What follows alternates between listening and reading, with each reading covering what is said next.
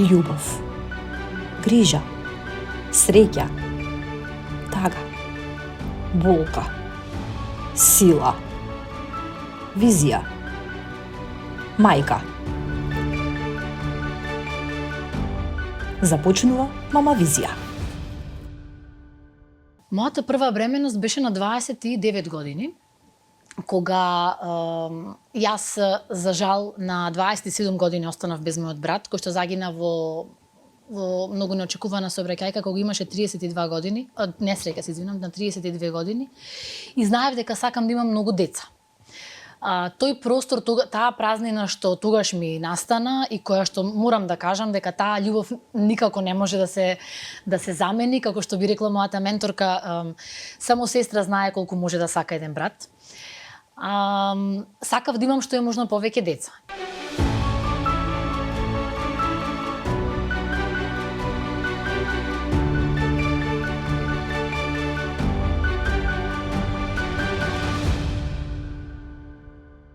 Почитувани, вечерва во Мама Визија ќе угостиме една силна, инспиративна жена. Жена која што ќе ја прашаме како успева да ја балансира јавната функција со мајчинството. Мајка е на 2 дечиња, па ќе ни каже како изгледа сцената зад политичката сцена, односно домот, каква е таа како мајка и колку вредностите од дома ги пренесува надвор во својата функција како политичар. Денеска пратеник во собранието на Македонија од редовите на СДСМ, а поранешна министерка за култура. Задоволство ми е што ве имаме, Бисера Костадинска Стојчевска. Ви благодарам што сте во Мама Визија. Ви благодарам за поканата. Задоволство е што ете ќе ве запознаам и лично, ќе се запознаеме низ вашата призма на мајчинството и со прекрасните Петар и Ана. Вие сте мајка на 2 дечиња, но ајде ќе почнеме од почеток. Клучното прашање: успевате ли да ја балансирате јавната функција и мајчинството? Морам да кажам дека успевам затоа што имам навистина многу голем систем на поддршка, развиен дома.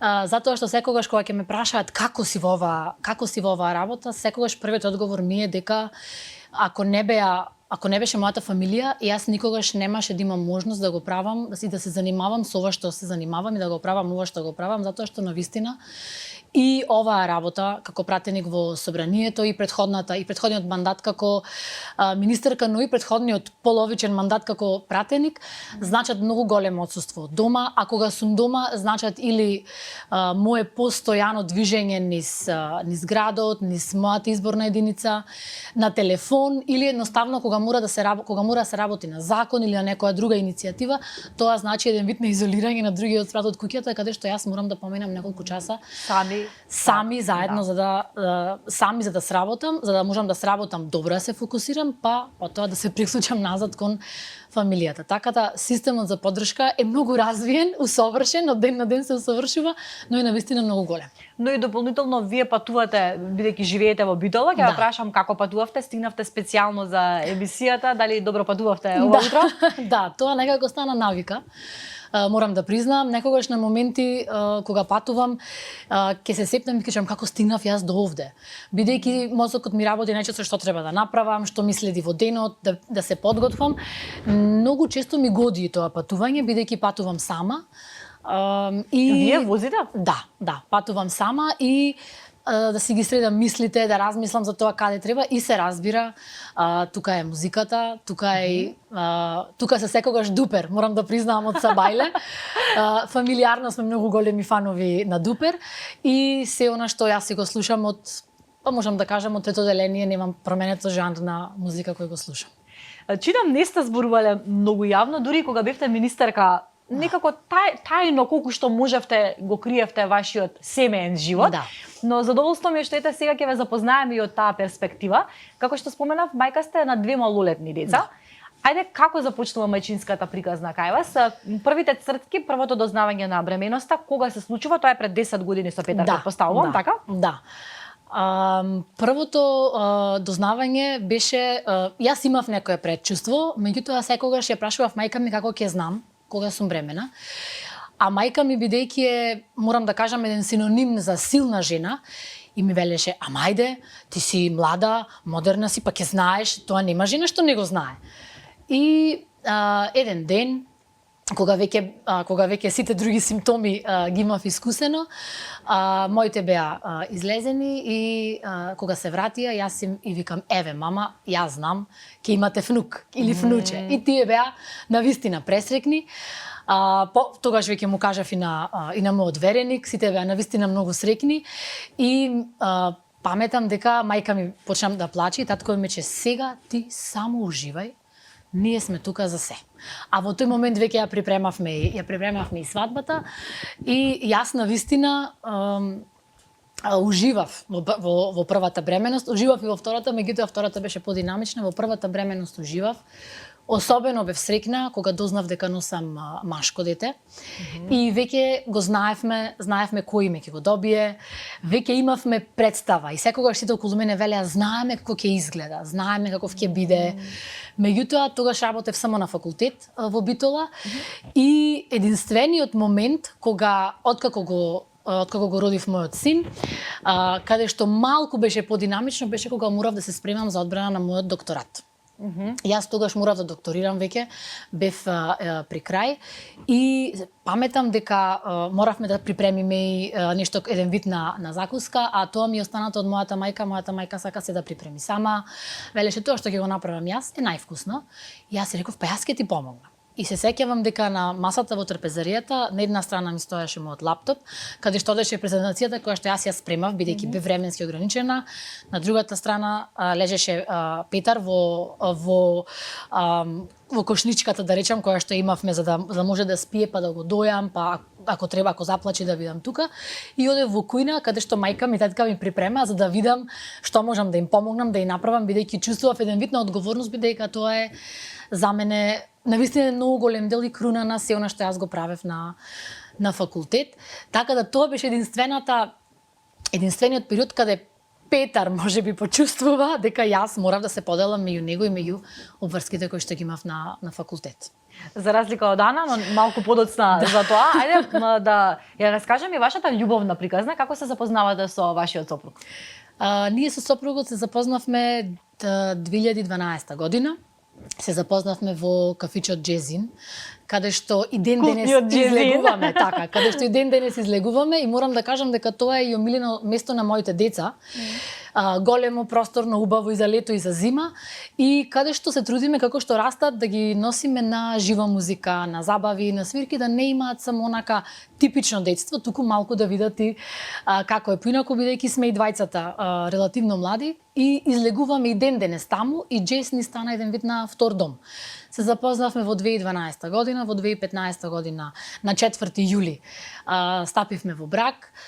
Моите родители повторно се погрижија да имам навистина еден извонреден ден во мојот живот, кој што никогаш нема да го заборавам. Мајка ми особено приреди многу голем број на изненадувања.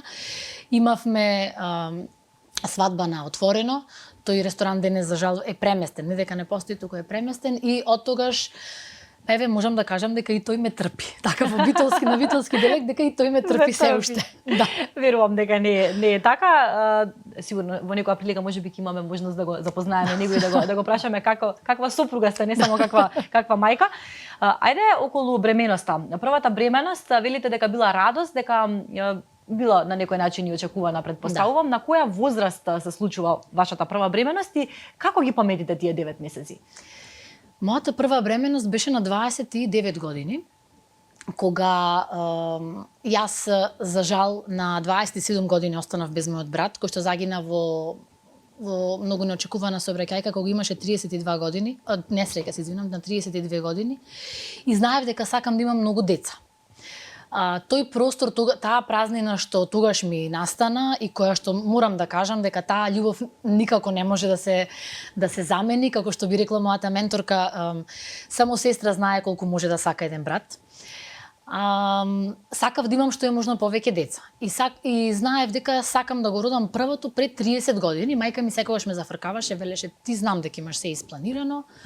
И знам дека ние што и да кажеме или да сугерираме, ти твоето ќе го истераш онака како што имаш замислено. Останав бремена на 29 години.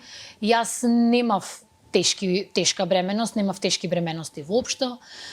тие 9 месеци покрај родителите и сопругот друга најголема поддршка ми беа колешките од мојот факултет, од педагошки факултет од Битола, бидејќи тие сите го имаат тоа искуство. И јас секојдневно одев кај нив, кај сегашната деканка, кај сите така имаме едно друштво кое што обавезно секој ден во 10 часот пиеме кафе. Така ритуал. Тоа ни е еден ритуал и тогаш тие ми беа најголема поддршка. Ја знаеа и мојата приказна колку односно беа покрај мене и кога почина мојот брат, на мојата свадба, знаеа ни што се поминав и поминувам, тоа никогаш не престанува и тие ми беа најголема поддршка. И ми велеа само мора да бидеш смирена, да не се секираш, ако ти се доаѓа на работот кога ќе се породиш, доаѓај. Тоа ти е на прво место. Сега тоа значи таа поддршка од тоа е на прво колегите место. од работата, да. Колегите на мојот факултет целокупно, од декан, од колеги, од сите буквално, ние сме една мала фамилија на педагошки факултет, се потрудија во однос на работното место јас да не почувствувам никаков терет што многу мајки за жал го чувствуваат дека мора веднаш да се вратат, дека мора веднаш да се вклучат назад, дека никој не им го чува местото, дека таа несигурност јас за среќа ја немав. Бев веќе тогаш и вработена на факултетот, меѓутоа таа поддршка од од Данче, од Билјана, од Јасмина, од Милена, од Марија, од сите јас навистина ја имав. И во секој момент ако им се јавев дали може да им помогнете нешто за на факултет, во рок од 15 минути таа работа беше завршена и таа поддршка од колегите, од колешките и од Јосиф, морам да го споменам, тоа е исто еден вид на системна поддршка кој што мене тогаш во тој краток период кога ми се случија тие работи ми помогна премногу и да се пронајдам, дури да надминам многу голем број на стравови. Нивните искуства мене навистина многу ми помогнаа и ден денес заедно поминуваме се и нивни животни приказни и мои, меѓутоа покрај фамилијата тие ми се, морам да кажам, уште едно семејство. Да, многу значи таа поддршка и сега споменавте дека знаевте од сам старт кога останавте бремена дека имате син и знаевте како ќе се вика. Да. Како Петар го добива името Петар? Мојот син го доби името по мојот брат. Тоа беше одлука која што ја донесовме заедно со сопругот и јас едноставно сакав тоа име да остане и понатаму во мојата фамилија блиску до мене. Петар како што расти се повеќе личи на него. И физички наликува. Да. Во инаетот и во емотивноста е на мене, меѓутоа и физички личи на него. Петар како дете, покрај тоа што ми помогна мене премногу да најдам еден друг вид на љубов, да осетам еден друг вид на љубов, ни помогна на сите дома, да се соочиме со една друга ситуација, дека има и нешто друго после таа трагедија што ни се случи. Петар знае, бидејќи веќе е 10 години и 4 месеци, прашува многу често, затоа што јас имам многу фотографии од мојот брат низ дома. Кога беше мал не разбираше, меѓутоа сега разбира и многу често во последната година знае да ми каже: мене ми е многу жал што не е твојот брат до тебе, бидејќи јас ја имам Ана. Некој знае да каже: срекна е многу Ана што сум јас тука, бидејќи ти си сама. Јас морам многу пати да му објаснувам дека се додека зборуваме за мојот брат, тој е тука со нас. И затоа велам дека во емотивноста од сите аспекти, и позитивни и негативни, Петар го има мојот карактер. Е многу свесен за да речем таа ситуација. Петар полека но сигурно се претвара во мојот најдобар другар. Морам да признам. И после неколку години во една дискусија сопругот ми рече: па јас размислував, ако не инсистираше ти на Петар, јас многу сакав да биде Симон. И му викам: зошто? Па затоа што вели Симон е името што го имал Свети Петар пред да стане Свети Петар. И ете, имавме сепак и тука некоја сепак имаше нешто. Символика. Да, пак некаква има символика која што си го донала името. Убаво име Петар во секој случај. Петар е мојот најдобар другар. Петар е најдобриот другар. И какво детенце Петар, дали учи, дали го сака училиштето? Петар обожава историја. Е пресолиден во математика, што тоа не е истеран, еве така да кажам на мене. Јас бев многу слаб ученик по математика. Меѓутоа обожавав општествени науки. Многу сака историја. Сега чека да ги повика наставничката за надпревар, па да се пријави за надпревар по историја. Многу е тивок, емотивен, си ги преживува сите нови ситуации на негов начин. Тренира фудбал, се разбира за Пелистер. Во меѓувреме сака и кошарка. И така да за спортови е неприкосновен. Добро, бисера, тие години се и оние кога се истражува, кога се пробува и се пронаоѓа детето. Но јас не му дозволувам да се откажува лесно. Затоа што јас бев таква. Сакав се да пробам, меѓутоа многу често ми подоцна, кога пораснав, за некои работи ми беше многу жал што ги прекинав така нагло, бидејќи веднаш најдов нешто интересно. Јас не му дозволувам да се откажи, туку едноставно му давам простор да испроба се, меѓутоа да не се откажува. Знае да каже, па ми е мака сега за на тренинг. И тука имаме еден разговор дека тој и кога му е мака мора да оди, дека и менем за многу работи кога ми е мака, јас морам да ги направам, бидејќи сум се одлучила да го изодам тој пат. Да не се откажуваме така лесно, тоа е многу... и тоа ми е целта, се разбира, секогаш велиме дека преку децата се сакаме да ги исправиме тие грешки што ние сме ги правеле, така да јас се трудам со него, да го воспитам најдобро што можам, се разбира. Сите заедно, меѓутоа е многу темпераментен, многу е паметен и не знае да биде мирен. Ни 5 минути, мора нешто да прави. Темпераментно дете. Добро, тоа е и добро е и забавен е. На тој начин јас велам тие деца што се темпераментни се на некој начин и забавни и сигурно и хумористични. Сестра му негова е друга димензија, меѓутоа тоа е така, темпераментен постојано низ дома и ни станува најдобар другар на сите, морам да признам. Тогаш додека го имате Петар само во вашето семејство, вие не сте политички инволвирана, колку што се сеќавам, вие сте само професор на факултетот. И претпоставувам тој начин на живот ви бил многу поспокоен. Да. Ако можам да си го претпоставам тоа. И сега, како доаѓа моментот дали размислувавте за второ дете? Ова секогаш прашувам затоа што дојде едно модерно време каде што родителите се договараат за деца и имаат разговори за разлика од порано. Дали вие имавте разговор, сакаме 2 деца, сакаме 3 деца? Вие на почетокот споменавте дека сте сакале многудетно семејство. Да. Дали за тоа беше согласен и вашиот сопруг? Какви беа вашите размисли? Како дојде планот да ја добиете Ана? Пред да ја добиеме Ана, јас имав една вонматерична бременост. И морам да кажам дека доколку таа вонматерична бременост не се случеше, дека Ана сега можеби ќе беше веќе и трето дете.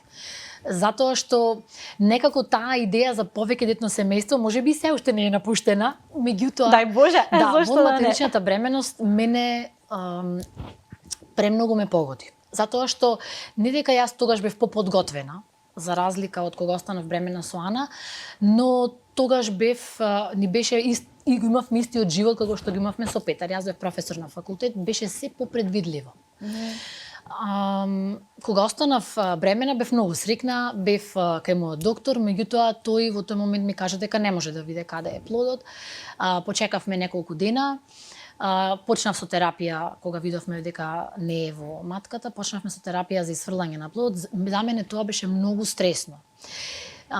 Тоа многу го нарекува, многу ми велеа, малку време слушна само срцева реакција, ништо не е, меѓутоа за мене беше многу стресно, многу болно и тогаш докторот виде дека јас многу се потресов и ми рече да не се секираш. Има начини како после тоа да останеш бремена, да не се секираш, ако еден период не ви успее, слободно дојди, има како. Меѓутоа, јас со Петар поминав одлична бременост, се породив природно, немав никакви болки, веднаш станав да го видам. Петар кога се роди беше замотан со папочната врска и првите неколку секунди не дишеше. Јас исто така, тој стрес тогаш го преживеав и веднаш после пороѓај станав да го видам кога помина дејството на анестезијата, станав да го видам. Ми велеа не ти го земаме, тука е, не се секирај, меѓутоа кога дојде во материчната јас многу се разочарав. И поминав така еден период на нерасположеност, на дури мислам дека почнав да се помирувам дека оти секаде ми велеа да ти е здрав и жив Петар, тоа е. Дека е едно дете, Јас така, велев да е здрав и жив, меѓутоа нема да го оставам сам. После 6 месеци останав бремена со Ана. Во истиот момент кога дознав дека сум бремена со Ана, дознав дека сум на кандидатска листа за пратеник и тука веќе животот се смени. Малку се 360 степени. Тоа е во време на пандемијата. Во време на Првата пандемијата. година, така? Да, 2020 година. 2020. Да. И сега, значи, како ја поменувате таа бременост? Ова, верувам дека е многу голема разлика во однос на првата. Па ајде направете ни ја таа споредба. Како изгледа бременоста со Ана? Кога дознав дека сум бремена со Ана, ние тогаш, јас веќе бев многу повеќе партиски активна. Јас и претходно партиски активна, меѓутоа бев многу подзаскриена и имав многу помали одговорности. Како што кажав, се беше предвидливо. Кога останав бремена со Ана, седнавме дома, јас викам, јас сум бремена, бременоста е во ред, бременоста е таму, мислам, се како што треба, јас ќе имам уште едно дете и ќе поднесам оставка, ќе побарам пред да ги листите пред да ги објават, да не бидам јас на листа. Сите молчеа, бидејќи ми оставаа простор за јас да донесам одлука. И нормално ми вели мајка ми, види, ако вие двајца се согласувате, ние ќе ти помогнеме. И јас велам, како ќе им помогнете? Така, ние сме тука, ние ќе ти помогнеме се што треба, донеси ја правилната одлука. И јас уште се размислував, па нешто тогаш имаше некој долговлекување заради пандемијата, кога ќе бидат изборите, мислам дека уште се решаваше. Јас имавме една хуманитарна акција во партија и делевме хуманитарни пакети. И како да кренам пакет? Ми беше, а не сакав да кажам ништо, бидејќи знаев дека тоа ќе предизвика една голема бура, а не сакав... Не им соопштивте дека сте бремена? На никој. А не сакав, дури јас не ја донесам таа одлука, никој друг да знае, освен домашните. И се сеќавам, тоа секогаш се зафркавам и ден денес, имав спаковано еден пакет празен, за кога ќе одиме сите да ме видат дека јас нешто кревам, меѓутоа имав со мене секогаш другари им велев, леле, многу е тешко, ве молам кренете, тие нема проблем, немој ти да креваш, како и да е. И мораше веќе да кажам, излегоја, бев на интервју за пратеник, поминав многу одлично, се вратив назад во Битола и морав веќе некому да кажам, да видам каква ќе биде реакцијата. Морам да кажам дека имаше двајца луѓе на кои што тоа им го кажав. Прво му кажав на Радмила Шекеринска. И таа ми речиш да не се секираш. Па јас излегов од комисија и да се породам. После извесен период му кажав на тогашниот председател на Зоран Заев и тој ме че да тераш. Вие сте жени, вие се можете да направите. Да тераш. И тоа ми даде така еден дополнителен ветер во грб. Уште не бев одлучена и се враќам дома и во еден дел од кампањата им викам, знаете како што не сум одлучена. И мајка ми вели, терај, сите сме околу тебе. И морам да признавам дека тогаш таа нејзина одлучност мене ме донесе до тоа да донесам финалната одлука дека ќе продолжам. Им велев, дали знаете што значи ова? Кога нема да можам да возам, ќе треба да ме возите, да ме носи некој до Скопје, да ме зема. Но и дополнително прегледи, лекар, не е само работата, нели овдека и грижата за бебето? Да, COVID дополнително. После тоа ситуацијата која што беше во собрание со навистина 1 до 2 гласа каде што имаше разлика, меѓутоа нивната поддршка мене ми значеше се. И кога јас сите тие искуства и се до тоа го собрав, се одлучив и останав во политика. Значи, Ана влегува во политика уште во стомакот. Ана влезе во политика, уште има една кампања поминато, има поминато така добар број на пленарни седници. За жал, 10 дена откако се породив со Ана, јас морав веќе да се вратам на работа, бидејќи таква и беше ситуацијата, па Ана ме чекаше долу во кола со нејзиниот татко, затоа што немаме услови во собранието, како што има во другите парламенти, да можат да седат во некоја соба или, например, да има посебна соба за доање. Нема услови за бремените жени, за жени кои што се дојлки? Услови со бебиња, например, да дојдат таму, не, како што има во другите парламенти. Јас, например, сум преку собранието и тогаш и сега, сум дел од делегацијата во парламентарното собрание во Совет на Европа. Таа разлика што јас ја гледам таму, навистина е нешто црно и бело. Во првиот мандат сретнав една пратеничка од Исланд, која што тогаш беше бргу породена и која што си го доеше бебето, дури ние се координиравме. Или си го доеше бебето на пленарна седница, бидејќи тогаш му беше времето. И тоа беше се нормално. Да, тоа беше се нормално. Таа ми кажа дека и во незиниот парламент дома во Исланд имаат соба за каде може да дојде таткото да седи со детето, посебна соба за доање, имаат игротеки, каде што ќе можат, за да можат тие да се извршуваат својата работа нормално. Што и не е некоја филозофија, зошто го немаме ние тоа? Апсолутно не е филозофија, меѓутоа еве се залагаме, јас од првиот момент се залагав и за не само за цел статус на жените, затоа што многу е тешко за жена во политика од секој можен аспект, особено кога во тие години, кога политиката се поклопува со бременост и со тие првични години на мајчинство. Да.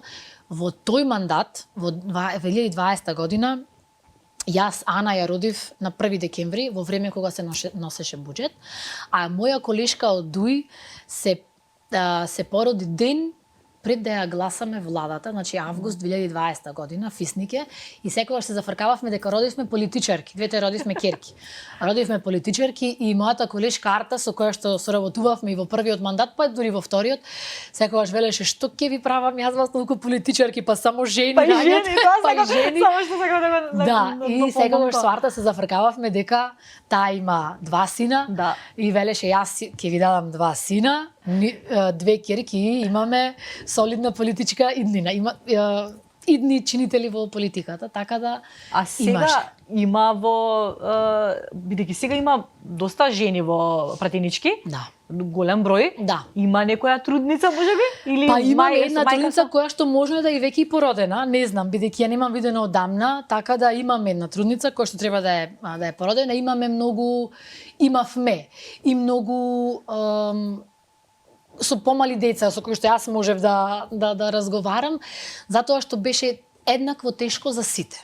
Да. Да, и знаете, тоа е, мислам, јавно познато дека не се гледа исто на жени во политика со деца, општо особено со мали деца, за разлика од колегите од парламент, кои што, мислам дека не дека никој не ги прашува, туку дека тоа е за нив се подразбира. Така, да, не се. Да. Штета што не се става тоа некако можеби на повисоко скалило како приоритет за дискусија. Ајде можеби со оваа емисија, тоа е и целта, оваа емисија е покрај тоа што раскажува приказни, целта е и да покренеме важни прашања, затоа и почнавме да викаме луѓе кои што можат да променат нешто во нашето општество.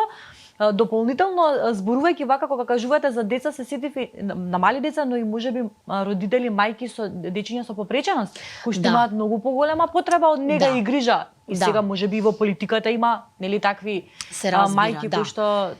Мислам дека се уште жена во политика кај нас е еден многу голем знак прашалник и би се осудила да кажам и табу тема.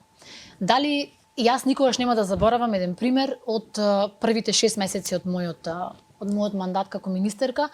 Секогаш кога ќе имав брифинг со новинари или кога ќе имав новинари, многу често едно од 100 прашања беа каде ви се децата, како се грижите за децата, со кој ви се сега децата, бидејќи ние и тогаш одлучивме дека јас повторно ќе патувам, а тогаш Петар мораше да почне прво деление и знаев дека тој мандат е минлив и не сакав да им го менувам животот премногу заради мене. И реков подобро јас ќе го носам тој товар отколку нив да им правам во тие години дополнителни пореметувања и тие останаа сите во битола, јас патував. И многу често го добивав тоа прашање. Многу често го добивав прашањето зошто изгледаш вака. Например, јас во парк не можам да одам по штикли, морам да одам по патики. На неофицијални посети јас одев на прошетки, одев во патики, во фармерки, во мајчка. Меѓутоа тоа многу често... Како очекувале да одите? Па видете, јас никогаш не дознав како се очекуваше јас да изгледам. Меѓутоа многу често бев мета и на подсмев и на кампањи разни, зашто сум носела патики на посета на театар, на пример. Зашто сум носела патики на вечер кога решивме со координаторот со групата да имаме прошетка низ Ерусалим. Зошто, значи на никој не му беше важно зошто сме таму, туку зошто јас целосно облечена по протокол имам патики. И тоа беше една многу голема бура. Еди Рама носи редовно патики, добро, така што тој си направи стил. Тоа не беше, за бисера тоа не смееше да случи, така да преку многу разни иницијативи и во соработка со невладини и дури го користам и мојот мандат во Совет на Европа, каде што укажуваме на тоа дека не сме жената да биде под многу поголем притисок, за разлика од мажите во политика. Јас, како што почнав со Ана, сите ме гледаа со жалење. Им велеа, леле, колку ти се мали децата, па како? И веле, и не се секирате за мене, јас го правам најдоброто што можам, бидејќи имам дома на вистина многу голем систем на поддршка. Да. Меѓутоа, тоа и често го кажувате и низ многу други медиуми што сум гледала. Не можам тој факт јас да го скријам, затоа што секогаш сме жените на тапет дека сме најлошите мајки, особено ако сме во Зошто функција. сте ги оставиле децата, осудени сте? Тоа е сериозен притисок за една жена. Особено што јас и во овој мандат и во претходниот бев пратеник во, како што кажав, во парламентарното собрание на Совет на Европа. Тоа подразбира 4 пати во годината, присуство на 4 дел сесии во Страсбург. И секогаш тоа коментиравме и со Арта, и сега со новата делегација, дека притисокот и фокусот е на жените, децата, каде се, дека не е seedno. Еве ги одат, мислам, тоа коментарите се навистина. Да го слушате тоа и сигурно не е многу пријатно да. Каде и се децата, таа кузне каде, кузне што прави, кузне каде растат. Јас почнав еден период со новинарите дури да одговарам со насмеа, давам одговори за тоа каде се децата, бидејќи навистина ми беше чудно како јас сум постојано подложна на каде ми се децата, критика. Каде ми е фамилијата, како изгледам, зошто сум во црно или во бело или во розево или во нешто друго, зошто носам шминка или не, а има во тој момент еден колега кој што не ни живееше во Македонија, беше дел од владата, едноставно неговата сопруга и неговиот син, мислам дека живееја во друга држава. Тој никогаш не доби такво прашање, а јас добивав постојано такво прашање и бев постојано, никој не ја гледаше работата, дури јас на моменти им велев, гледајте што е сработено, дали тоа ќе беше отварање на нова институција или не знам резултати од конкурс или сега некој закон или некоја иницијатива, веднаш се коментарите на најниско можно ниво, особено кога се работи за жени, мене тоа ми е многу навистина непријатно. И сигурно, како се изборивте со тоа? На кој начин се изборивте? Не можам да кажам дека се изборив, да бидам искрена, затоа што кога ќе речам дека ова е дно, секогаш има ново дно. Имав еден момент, навистина многу беше непријатен, каде што преку еден лажен Инстаграм профил постојано ме следе и постојано објавуваја содржини за мене. Тогаш беше крајот на мојот мандат како министерка и почетокот на овој претенички мандат. Тоа траеше многу долго. И тоа беше со објавување на слики од фамилијата, со константно кажување кој каде е, што е, што прави, со навлегување во некои работи кои што беа за мене нелогични. Јас тоа го пријавував еден период и во обвинителство и во МВР. Единствено жена обвинителка ми рече дека ќе ми земи исказ и ќе го проследи тоа понатаму, а за жал секаде каде што се обратив ми велеа неколку слоја на кожа мораш да си пораснеш и мораш ново да станеш отпорна, 3 дена трае. И јас му викам, кај мене трае 2 години. Па ти каде си досега? Па реко, видите колку пати сум пријавила. Не можам да кажам дека се изборив со тоа, но морам да кажам дека се борам. Морам да кажам дека се борам, затоа што сакав и пред да имам деца, а и сега исто така. Се среќавам и сега и со млади, се среќавам и со повозрасни, се среќавам со студенти секојдневно на факултет. Тоа сакам да кажам дополнително, вие сте професор. Да, не сакам да има еден млад човек кој што би се откажал од својот сон само дека на некој му текнало да седне на Facebook и да таму да напише тоа што никогаш не размислил дека некој ќе му го каже на ќерката или на сопругата или на внуката.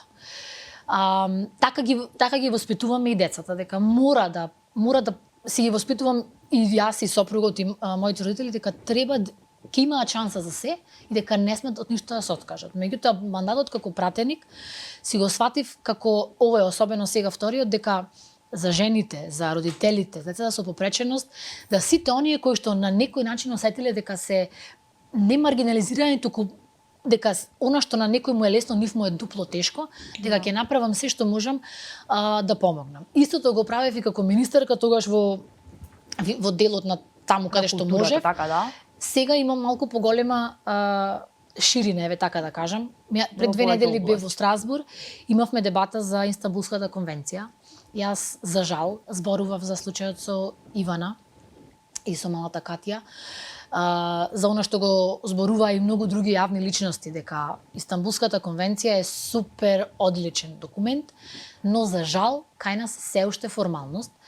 И се залагам за тоа жените да се ослободим од стегите на политичката припадност. Не сме една жена да биде по ниту еден основ стигматизирана, попречена, да работи било што, и се надевам дека и кога ќе ми заврши мандатот, јас ќе успеам и да действувам и во образование и секаде онаму каде што можам да се подигне таа јавна свест за еден вид на медиумска писменост. Што многу не недостасува Што многу за недостасува, жал. како што кажав, многу сум сретнала многу жени кои што рекле, јас не можам повеќе да се занимавам со ова, види ги коментарите. Да, тоа е многу, со тие коментари јас велам мора нешто да се преземе, затоа што на вистина не секој може да се носи да рече јас не ги читам. Некогаш не сакајќи ќе прочиташ, па ќе ти препрати некој и сето тоа влијае многу лошо и секој е различен, секој различно се носи многу некогаш можеби него нема да го покажеш веднаш тоа, но тоа си тлее во тебе и може сериозно да влијае на менталното здравје на еден човек до крајности.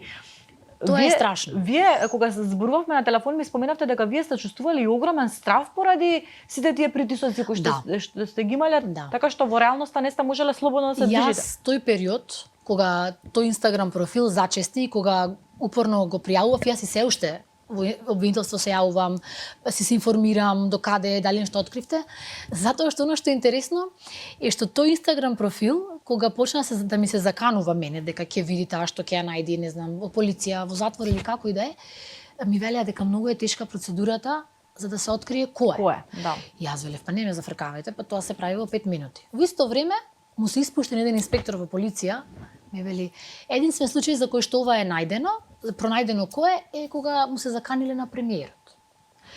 И за да ме утешат, ми велат, знаеш како, имаш еден профил на претходната градоначалничка на Битола, истото вам го правеше по 2 години и кажа. Реков, не ме утешивте. Воопшто. Ова е нешто што вие не треба да се гордеете. Таа е градоначалник, била градоначалник. Таа не смела си дозволи да биде загрозена, затоа што лажен профил не може да се открие. Тоа денес е барем прелесно. Имаше еден период кога јас одев само со татко ми, излегував само со татко ми. Потоа имаше еден исто така друг период кога не сакав да излезам воопшто. Не сакав да излезам од дома воопшто, децата ми се морав да знам во секој момент каде се. Татко ми кога ќе оди во парк со малата ќерка или кога мажот ми ќе оди со синот да го однеси на тренинг или до училиште и така натаму. И тоа на мене влијаеше многу лошо. Затоа велам дека уште не сум изборена со тој, тој феномен и мислам дека кој што ќе рече дека јас се соочив со тоа, дека длабоко во себе сите носиме трага од оно што сме го поминале како јавни личности. Да, верувам дека е така. Дополнително и тоа, колку и тие мали дечиња ваши, можеби не се на социјалните мрежи, но тоа се рефлектира и кај нив. Вашето однесување, вашата тага, разочараност, сето тоа се рефлектира и да не ги прочитаат зборувам тие коментари. Ајде уште малку, немаме многу време, не гази времето, а сакам да опфатиме дел Ана веќе ја споменавме. Споменавте бременост, породувањето со Петар, не сте го поминале многу лесно. Ајде да направиме споредбата какво беше породувањето со Ана, како го паметите тоа? Многу лесно. Со Ана, бидејќи беше ковид, кога ми пукна водењакот, веднаш одов во болница и дека ковид никој не во приватната болница каде што се породив, никој не прима да влези внатре. Јас си влегов во соба, дојде докторот, цела ноќ си ја поминав таму и реков дали може да добијам епидурал. И ми рекоа нема никаков проблем. Меѓутоа многу рано побарав анестезија, побарав епидурал и кога дојде време да се породам со Ана, дејството веќе беше поминато. Ете еден добар совет. Да, се породив природно, многу брзо. И Ана од тој, за разлика од Петар кој што се роди со замотана папочна врска, Ана се роди со вриштење, со плачење. Ана 3 дена дори бевме во болница, јас мислев дека е некој друго дете, меѓутоа таа цело време си барала јадење, си реагирала. И првата вечер кога ојдовме дома, навистина ми беше многу лесно и породувањето и заздравувањето. Кога ојдовме дома, Ана почна да беше многу полакома и јадеше еднаш, два пати, три пати, многу плачеше. Таа всушност мало, дека беше многу со помала родилна тежина се роди. И јас на сред ноќ му велам и викам на мајка ми, ја носам на болница, не знам зашто плачи. Мајка ми многу почна да се смее и ми вели имаш забораено. Како е? Па ајде, почнавме полека со масажи, со се. И помина многу побрзо. Ана ни расте пред очи. Ана е многу пожива, многу попргава.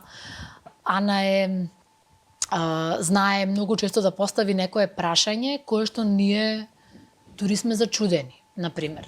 Еве, конкретно сега минатиот викенд, јас имав некои проблеми со времето и нешто суредвав низ дома и таа ми помага. И од нигде никаде и текна, се свртим, вели, ама ти многу работа си имала како мајка. Јас си викам, па мама, мајка, морам да суредам, да сготвам, да исчистам, да исперам, да исушам, да испеглам се. И ми вели, добро е да се знае тоа, да размислам јас. Мислам 5 години и 5,5 години. Веќе така си го доживува, си го сваќа тоа. Како дека треба да ја почитува мама затоа што мама е очигледно има многу врски. Ама никаде. Ти многу работа си имала. Знае да врати, кога ќе речеме Ана, ајде суреди, бидејќи мајка ми вика, Ана, од тебе е се растурено. И таа секогаш вели, па имам многу принцези, имам многу барбики, што да правам? Сакам да ми се предочи. Сега и со Ана и со Петар се учиме секој да спие во својата соба и тоа е едно доживување плюс. Меѓутоа, сега ми е многу полесно и сум многу поприсутна дома. Јас и претходно бев вклучена и присутна, се разбира, меѓутоа сега и товарот ми е многу помал. Добро, и поголеми се и тие, и поголеми се, да. Посамостојни се каде, така што се тоа помага. Бидејќи уште предавам на факултет, нормално што никогаш не го прекинав, таа знае да рече сакам да одам со тебе на факултет, бидејќи знае дека ќе е главна. Таму сите ќе ја видат, се дотерува, значи тоа мора да е се во тон. Мора да е, иди доаѓа петок и таа бара да ја лакирам, бидејќи во предучилиштето, во игротеката каде што оди не сака да оди лакирано, бидејќи така и се договоривме. Ми вели другите деца јат лакирани, мам, ти немој да гледаш другите деца, ти мораш да си превен. Се знае на кое место како треба да изгледаме, нели? Ама тоа за петок, сабота, недела е свет ни угасни. Добро, тоа по битолска линија е сосема разбирливо. Вие битолчанките си го имате тој грациозен стил, така што сосема и очекувано е една дама од Битол. Наочари, со различни стегачи, со фустанчиња, со чантиња, со се. Да може на секој 15 минути да менува гардероба, ќе менува. А како Ана го добива името? Ана го доби името бидејќи мојот термин беше 22 декември. И се јавувам на кумата и викам, кума, јас ке имам женско. И ми вели сега. Па ние имавме со сопругот и викам, имавме предлог имиња, имавме Дафина, Ангја, ама сега некако дај ни помош. Кога ти вели терминот, па јас си викам 22 декември. Па мислам вели дека околу 22 е некоја светана, вели, ама точно не знам која. Сакаш Ана? Леле, јас си викам супер. И ми се јавува по 2 дена вели, да не ти го наметнав името. Какво наметнување? Викам, одлично. Јас си викам, одлично. Не, кажи ако сакаш друго име. Не, немаме друго име, толку се соживеавме тогаш со името и викам, готово, Ана е. Те молам, кажи ми да не ти го наметнав. Јас се породив многу порано, меѓутоа никогаш не стана знак прашалник за незиното име. Некако кога не дека со Петар се потрошивме, меѓутоа кога дојде за Ана бевме во бунило, бидејќи јас очекував дека сигурно ќе биде уште едно машко. Кога докторот не ни кажуваше до последно, бидејќи тоа е таков стар искусен доктор и велеше дури не сум сигурен, нема да ви го кажам полот. Полот, така, да. И кога ни кажа, ние рековме сега, ајде Дафина, Ангја, име желба било и на мајка ми, на татко ми, јас да се викам Неда. Меѓутоа, бидејќи мајка ми го одбрал името на брат ми, татко ми го одбрал мене името. И јас до една возраст бев една бисера во основно, во средно. Специфично. И се лутев. Зошто бисера? И ме реше, шо ти смета? Па не можам да се потпишам на клупа. Му велев тогаш. Татко ми беше, не се секирај, една. Како што беше една за се, така една и во името, сега е многу почесто тоа име. Да, сега и на дечиња им ставаат. Да, меѓутоа тогаш беше доста ретко и така да Ана, кумата, си ја има цела кумата и кумот цела заслужна тие се заслужни за незиното име. Каква е Битола за растење деца? Битола е многу променета во последните години, меѓутоа Битола е навистина многу убав град. Мирен, но на моменти кога треба знае да биде и жив. Знае да ти го пружи и одморот што треба, меѓутоа понекогаш и забавата која што ја бараме. За деца е супер, има избор на многу добар избор и многу добри училишта, и основни и средни. Има и приватни училишта, има Битола е студентски град, сепак таму се наоѓа и мојот универзитет. Е на 15 минути од Лерин. Тоа за децата е секогаш доживување дека за 15 минути сме во друга земја, сме блиску до Охрид. Сме блиску до тој дел каде што навистина има многу До Прилеп, да, природни убавини и ни овозможува да прошетаме, на пример. Кога во недела, на пример, на мрзлива недела знаеме да одиме до Преспанско езеро, знаеме да одиме до Охрид, до Пелистер и јас Битола, иако некогаш знам да речам дека Битола толку време се уништува, помал град, меѓутоа секогаш ни е мило на сите кога се враќаме назад. Нема да го изоставиме моментот, потекнувате од позната фамилија битолска. Пецо Гудовски, партизанот Пецо Гудовски е ваш дедо, и тоа сигурно гордо го носите и го кажувате со себе.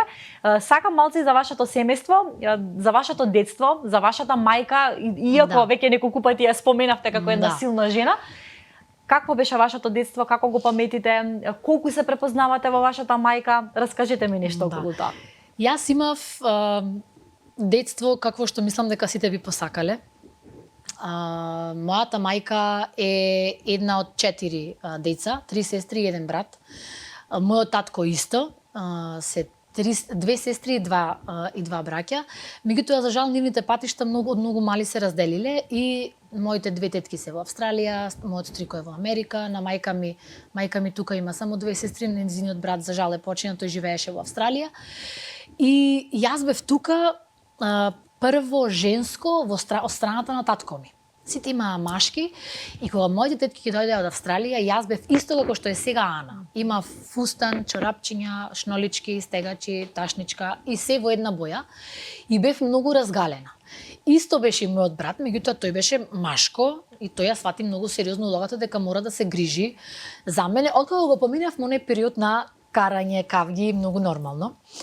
Јас не посетував градинка, мене ме чуваше мојата баба. Некогаш знаев да речам, сите одат во градинка, само јас одам ке баба ми.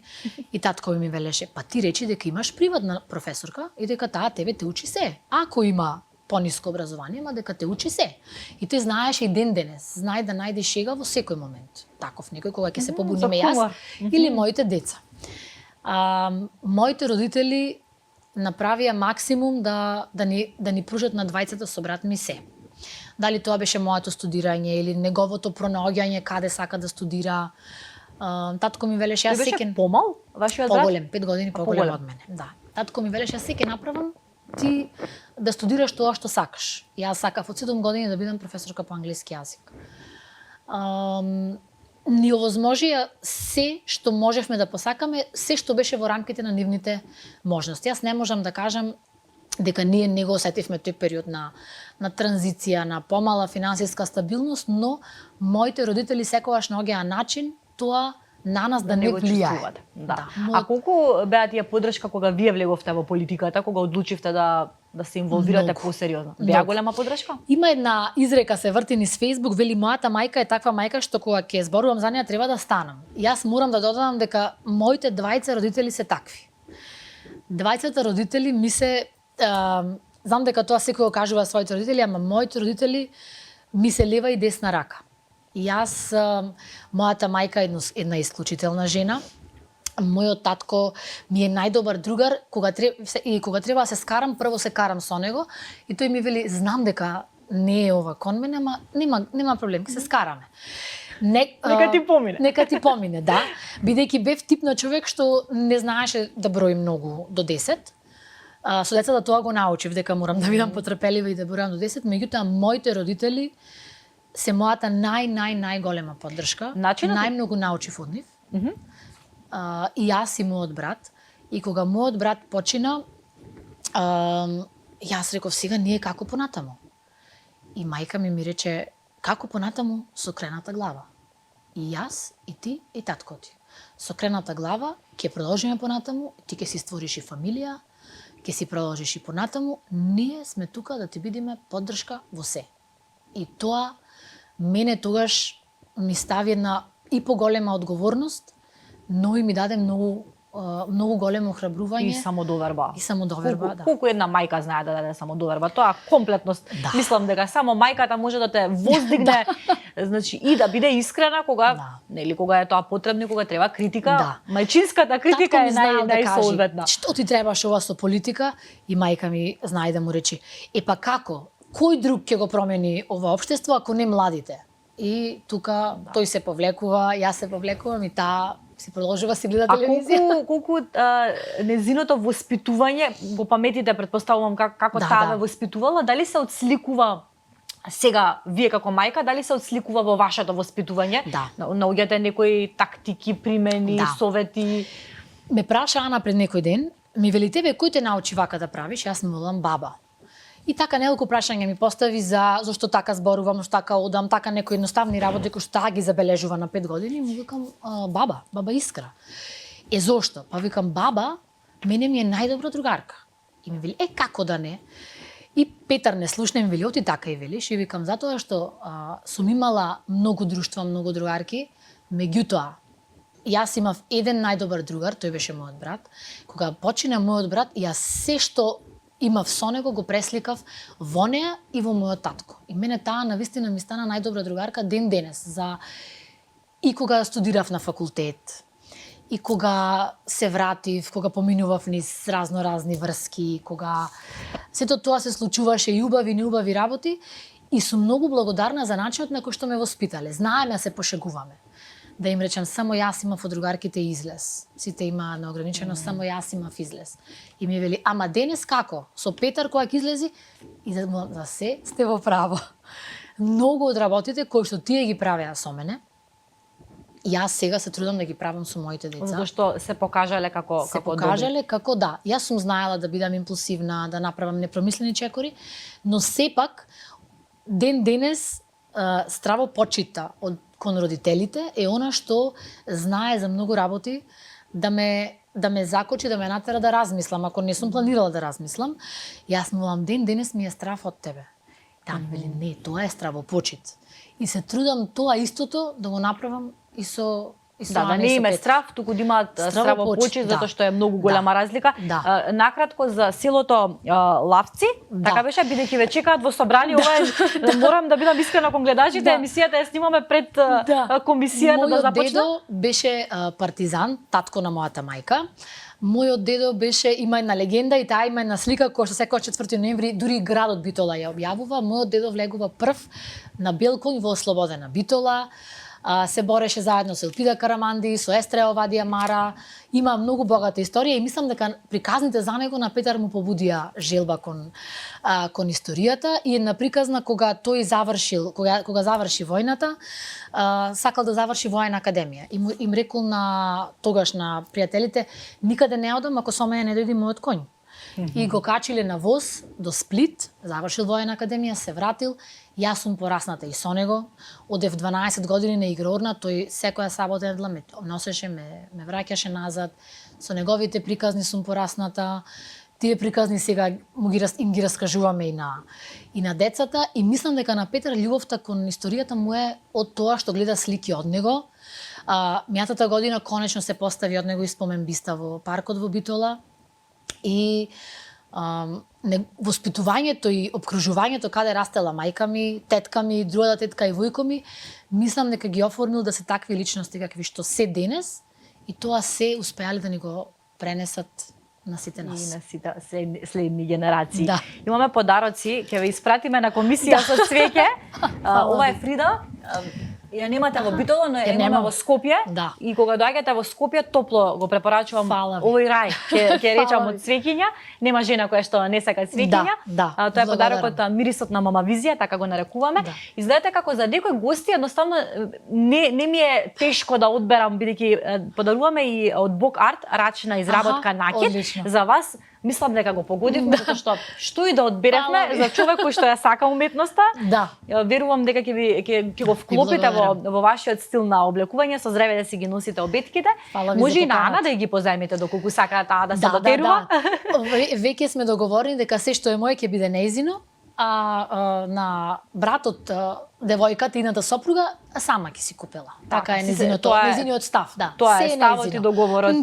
На самиот крај, вашата визија, Мама Визија за Петар и за Ана, дали Ана ќе биде политичарка, дали Петар ќе биде историчар, кои се вашите замисли? Претпоставував дека тоа прашање ќе ми го поставите и си реков дека кога ќе ме праша некој дали ќе бидат политичари, првата прилика ќе речам не. Но ако мама успее да создаде за нив свет во кој што политиката нема повеќе да биде табу тема за ниту еден друг, ако сакаат нека бидат, јас ќе ги поддржам како што мене ме поддржуваат моите родители.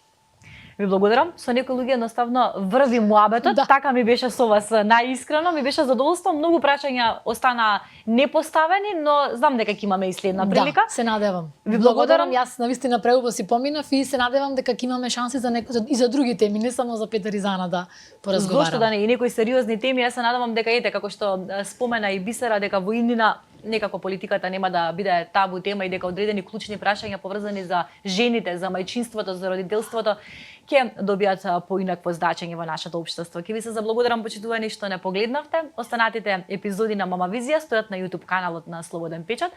Поддржате не со едно лајкче. Ви благодарам за вниманието и благодарам за довербата.